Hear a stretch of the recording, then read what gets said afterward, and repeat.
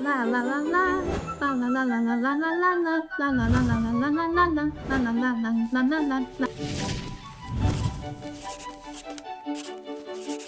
A, E, I, O, U.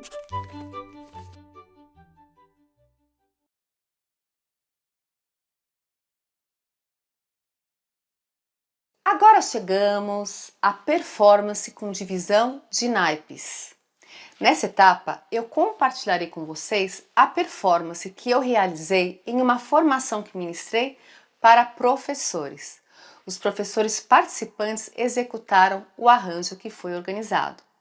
A parte A, representada pelas clavas, a parte B, representada pelo movimento dos lenços, e a parte C, quando o despertador aparece, entram os guizos. Antes de mostrar a experiência, eu convido você a observar 3 aspectos. Como os materiais tornam a forma, a estrutura musical visível. Como que o corpo responde às mudanças da música. E o que os participantes precisam escutar para saber quando mudar. Agora nós vamos assistir ao vídeo dessa experiência que realizei em uma formação com professores.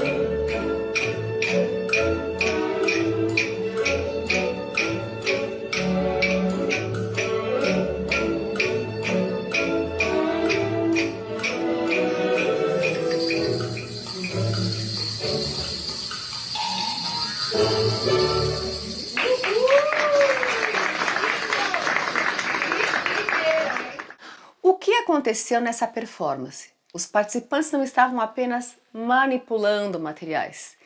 Para mudar das clavas para o lenço, precisavam perceber a transformação da música. Para entrar o guizo, precisavam reconhecer o momento do despertador. Notem que as crianças precisam ter uma escuta ativa. Elas precisavam escutar, antecipar, responder, organizar-se coletivamente. A performance revela a compreensão musical por meio da ação. E esse é um ponto muito importante. No letramento musical, compreender não significa apenas conseguir explicar verbalmente. A criança também demonstra compreensão quando ela é capaz de mudar o movimento no momento adequado, quando ela mantém um padrão, ela reconhece um retorno, ela escolhe um timbre, ela responde a uma pausa, ou comunica uma ideia por meio do corpo, por meio dos sons. Tudo isso é letramento musical. Agora eu convido as crianças a registrar a música, mas eu faço uma distinção importante. Eu não digo apenas desenhe um relógio. Eu digo assim: agora nós vamos desenhar a música. Ou então, vamos criar um mapa para mostrar o caminho que a música percorreu. Esse registro ele pode ser completamente livre ou ter alguns pontos de apoio dependendo da idade e da experiência do grupo. Então eu posso perguntar assim: como que você representa o tic-tac do relógio? Seriam pontos, linhas, quadrados ou outra coisa? Ok, como que seu desenho mostraria que o relógio está concentrado na parte A?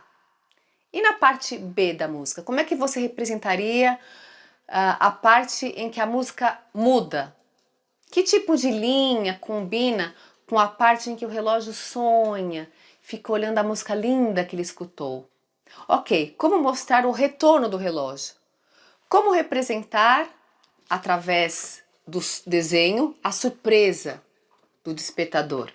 Então agora eu vou simular uma possibilidade.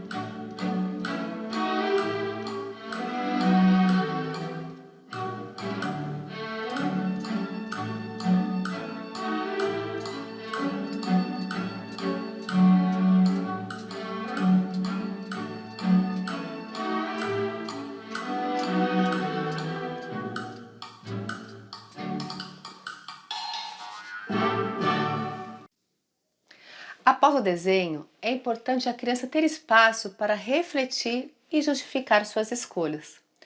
Uma das riquezas dessa proposta é observar como cada criança transforma sua percepção em representação.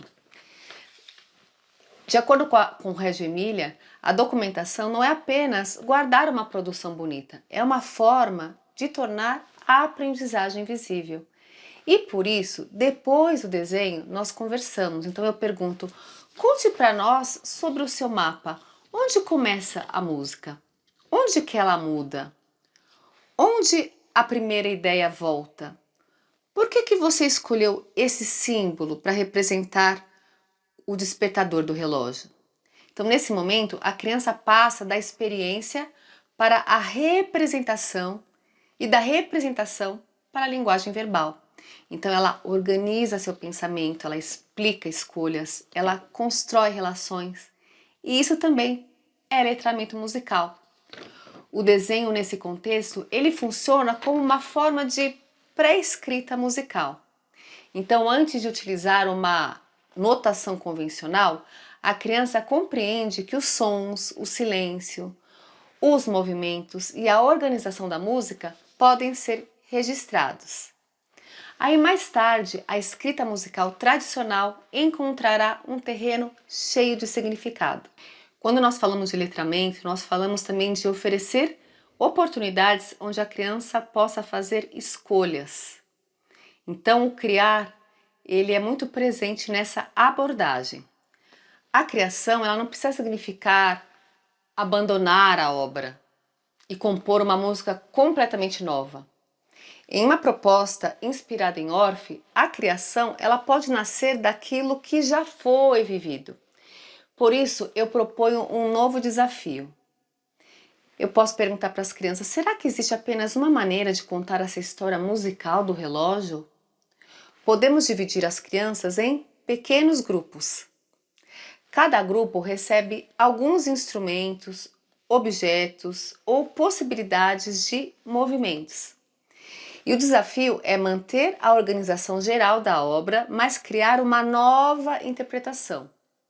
Então eu posso perguntar, qual outro instrumento pode representar o relógio? O momento em que ele se distrai. Qual instrumento que representa o retorno? Qual recurso vocês escolhem para fazer o despertador? Então, a partir desse novo arranjo, se baseando na forma e elementos da música The Syncopated Clock, as crianças elas podem escolher novos materiais, recursos para substituírem as clavas, guizos e lenços. E nesse momento, o professor ajuda trazendo novas perguntas. Que timbre combina com esse personagem que aparece na parte A? Como vocês mostrarão a mudança para a parte B? O que acontecerá quando a primeira ideia voltar? O que cada integrante do grupo fará? Quem vai ser o maestro, o regente? Então, cada criança nesses pequenos grupos tem uma função. E percebam que a criação ela está estruturada, não é simplesmente façam qualquer coisa. Existe uma forma a ser respeitada. Existem decisões a serem tomadas, mas também há espaço para autoria. Essa combinação entre estrutura e liberdade é muito importante tanto em Orff quanto em propostas investigativas inspiradas em Reggio Emilia. Observem que durante a criação as crianças precisam trabalhar em grupo. Isso também faz parte da aprendizagem musical. Observem que elas precisam apresentar ideias, escutar os colegas, combinar entradas, manter o padrão de acordo com a estrutura da música, observar a música, assumir responsabilidades e depois disso cada grupo apresenta a sua versão para os demais amigos. E enquanto um grupo performa, os demais recebem uma missão de escuta. Notem que são habilidades para a vida, além da musical. E eu pergunto, que escolhas esse grupo fez? Que instrumento representou o relógio? Como mostraram a mudança? Qual ideia chamou sua atenção? A história continuou compreensível mesmo com instrumentos diferentes? Todos os grupos contaram a mesma história da mesma maneira? Provavelmente não, porque são pessoas diferentes em grupos diferentes e essa é uma descoberta importante, porque uma mesma obra pode receber diferentes interpretações e todas elas devem ser respeitadas. Isso amplia muito o repertório estético e mostra à criança que fazer música também envolve escolhas. Perceba que conseguimos construir nessa experiência completa do relógio. As crianças experimentaram a pulsação. Elas vivenciaram o ritmo das palavras.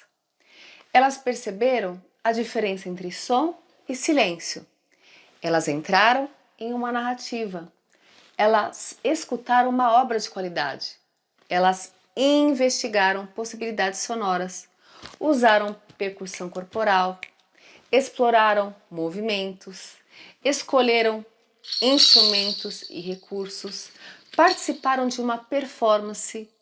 reconheceram repetição, contraste e retorno e representaram graficamente sua escuta através do desenho. Criaram também uma nova interpretação, onde colaboraram em grupo e refletiram sobre o próprio processo. Então vejam que isso é muito mais do que realizar uma atividade com clavas, lenços e guizos. Estamos formando uma criança que consegue usar a música como linguagem de expressão. Uma criança que é capaz de escutar, que ela percebe, ela interpreta, ela representa, ela comunica, ela cria. E é justamente isso que é letramento musical. Essa proposta, ela dialoga com Orff, com a abordagem Orff, porque ela parte da fala, do corpo, do movimento, da experimentação instrumental e da criação coletiva. Ela também dialoga com a abordagem Reggio Emilia, porque nasce de perguntas, ela reconhece as hipóteses das crianças, ela oferece possibilidades de escolha, transita entre diferentes linguagens e utiliza a documentação para tornar o pensamento visível. E também dialoga com a BNCC, porque promove experiências de explorar, experimentar, expressar, criar, compartilhar e refletir, colocando a criança no centro do processo. E eu quero reforçar, nada disso significa que a leitura e a escrita musical não sejam importantes, principalmente se você é educador musical. Elas são ferramentas importantes da cultura musical.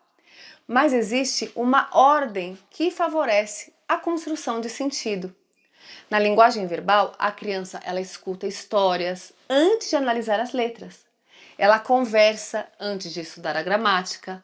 Ela brinca com as palavras antes de produzir textos formais. E na música também podemos respeitar esse percurso. Primeiro, a criança ela canta, ela dança, ela escuta, ela brinca, ela joga, ela movimenta-se, ela cria, ela representa. E depois, pouco a pouco, ela encontra os símbolos convencionais. Quando isso acontece, a cocheia, a semínima, pausa, deixam de ser apenas bolinhas e sinais com hastes. Ela passa a representar uma duração que a criança já experimentou. A forma musical deixa de ser apenas uma sequência de letras. Ela representa mudanças e retornos que a criança reconheceu pela escuta. Por isso, eu volto à ideia que nós falamos lá no começo. A musicalização ela pode funcionar como gaiola, quando se limita à cópia e à repetição. Ou pode oferecer asas, quando convida a criança a investigar, imaginar, escolher, criar e comunicar. Não precisamos escolher entre experiência e conhecimento.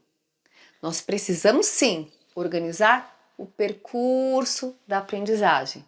Então, primeiro, o significado, depois, o símbolo. Primeiro, a experiência, depois, a sistematização. E para terminar, eu deixo uma pergunta para o seu próprio planejamento. Depois dessa experiência, o que meus alunos serão capazes de fazer musicalmente? Quando essa resposta fica clara, a música deixa de ser apenas uma atividade. Ela se transforma numa linguagem viva, de expressão. Muito obrigada por acompanhar esse encontro e até a próxima!